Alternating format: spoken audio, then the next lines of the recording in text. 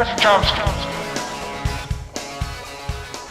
The United States emerged from World War II in a position of global power with few, if any, historical precedents. During the war, top State Department planners carried out extensive studies with the Council on Foreign Relations. They developed the concept of what they called the Grand Area. The Grand Area was to be a region subordinated to the needs of the American economy. The Grand Area was outlined in detail. It was to include, at a minimum, the Far East, the Western Hemisphere, and the former British Empire, including the energy reserves of the Middle East, which the State Department described as, I'm quoting, a stupendous source of strategic power and one of the greatest material prizes in world history, the richest economic prize in the world in the field of foreign investment.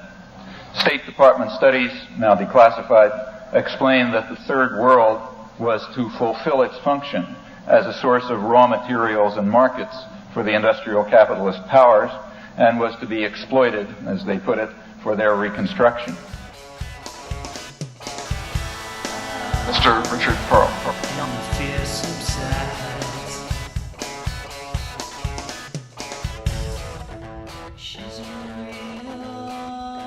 Now, I listened with interest to Professor Chomsky's account of the State Department planners. State Department planners who, in Mr. Chomsky's view, planned in the post-war, immediate post-war period, for a grand area, an imperial American policy, in the Far East, he said, in Europe and in the Middle East. Now, I haven't seen the State Department documents to which Professor Chomsky refers. And without questioning that such documents exist, I would only caution you as a practitioner who has worked inside the government not to trust too much on every piece of paper that's produced in the Department of State.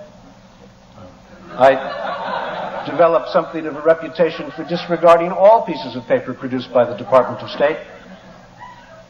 And the fact is that the Department of State, like most other American institutions, contains a wide diversity of views and opinions.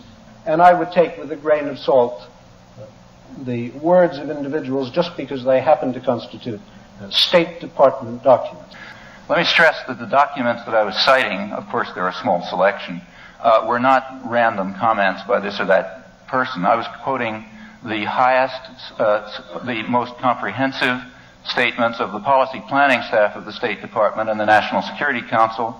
The statements I quoted are reiterated over and over again, often verbatim, consistently in the documentary record. And they, in fact, as you will discover if you look, represent the core of thinking in the 1940s and the early 1950s when the framework of the current world order was established.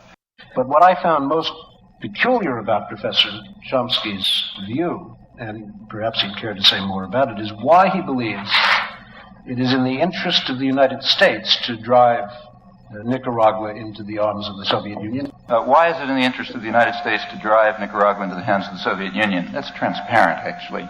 In fact, it's a consistent pattern. We did it when we wanted to overthrow Guatemalan democracy.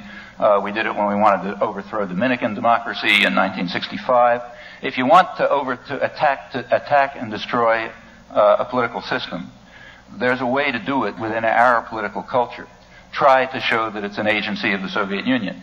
Once you've succeeded in establishing that, then you can attack and destroy. This is a record that has been replayed so many times since 1947, when Dean Acheson pioneered it with a totally fabricated account, as he more or less conceded, of the Soviet intervention, which didn't exist in Greece at the time of the Truman Doctrine.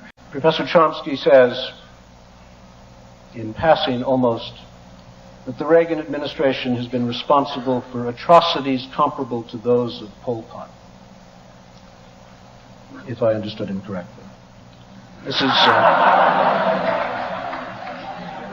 Now, as to the atrocities that are comparable to Pol Pot, again, I urge that you look at U.S. government records.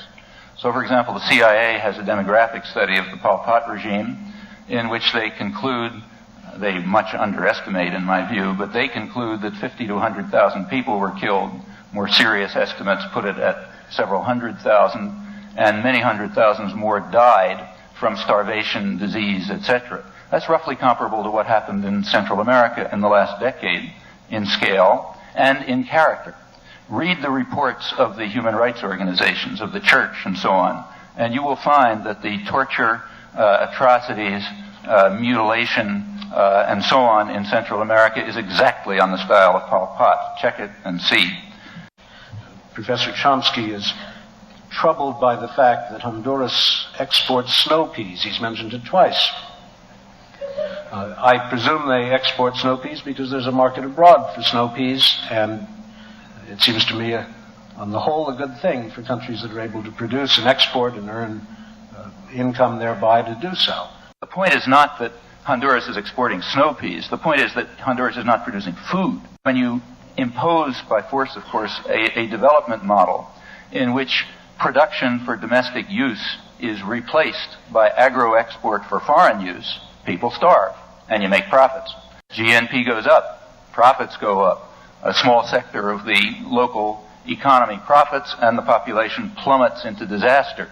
That's why there have been hundreds of thousands of people starving to death in Honduras in the last years, and in fact pretty much the same story was true throughout most of Central America. Well, I think this is garbage, of course, is the whole notion, the whole notion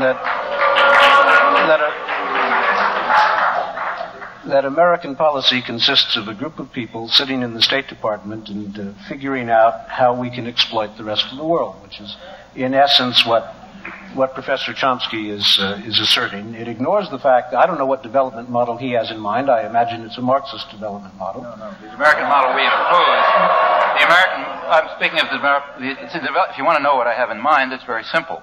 Independence. I would like... No, wait a minute. I would like to...